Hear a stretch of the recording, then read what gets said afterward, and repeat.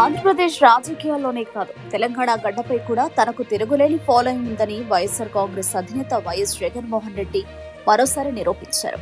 ఇటీవల నాంపల్లి కోర్టు విచారణకు హాజరైన జగన్ ను చూడడానికి తరలివచ్చిన జన సందోహాన్ని చూసి రాజకీయ వర్గాలే కాదు విమర్శకులు సైతం మొక్కున వేలేసుకున్నారు. సాధారణంగా కోర్టు వాయిదాలకు నాయకులు హాజరు కావడం సహజం, కానీ జగన్ రాక మాత్రం ఒక సంచలనంగా మారింది. ఆయన వస్తున్నారని తెలియగానే తెలంగాణ నలుమూలల నుండి వైఎస్ఆర్ అభిమానులు, జగన్ సైనికులు భారీ సంఖ్యలో నాంపల్లి కోర్టు వద్దకు చేరుకున్నారు. జై జగన్ నినాదాలతో ఆ ప్రాంతమంతా దద్దరిల్లింది.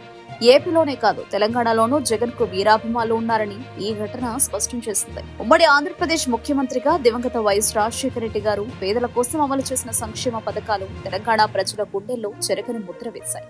ఆ అభిమానమే నేడు జగన్మోహన్ రెడ్డి రూపంలో వెల్లువెత్తింది.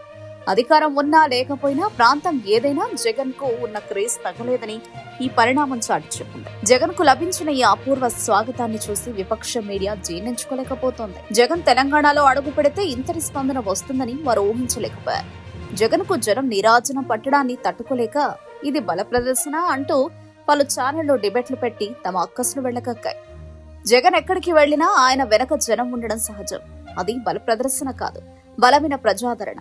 ఎల్లో మీడియా ఎన్ని అర్ధనాదాలు చేసినా, ఎన్ని కథనాలు వండివార్చినా ప్రజల గుండెల్లో జగన్ స్థానం పదిలమని తెలంగాణ గడ్డ మరోసారి నిరూపించింది.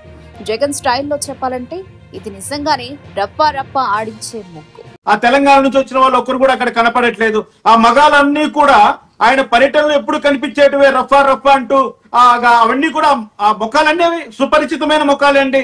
ఆ సీతారామరాజు గారు ఈరోజు కోర్టు ప్రాంగణంలో చూసాం. మరి జగన్మోహన్ రెడ్డిని కోర్టుకు పిలిపించి ఎవరు ఏమి సాధించారని నేను ఇప్పుడు అడుగుతున్నా. కనీసం ఆయన ఒక గంట నేను కోర్టులో ఉంటానని ఆయన ఇచ్చినటువంటి షెడ్యూల్ కూడా ½ కుదించుకుపోయింది. అర్ధ గంట కూడా ఆయన కోర్టులో గడపలేదు. కనీసం CC number 8/2012 YS Jaganmohan Reddy and others public prosecutor versus Anil Reddy, Ajay Reddy అన్న కాస్ట్ టైటిల్ కూడా న్యాయం చేయలేదండి. ఈరోజు కోర్టులో 14 కేసులు ఉన్నాయి.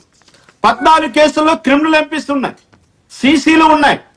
మరి ఇవేవి కూడా ఒక్కటి కూడా విచారణకు నోచుకోలేదు, ఒక్కటి కూడా. మరి ఎందుకు పిలిచినట్టు ఈరోజు జగన్మోహన్? నిజమే కదా,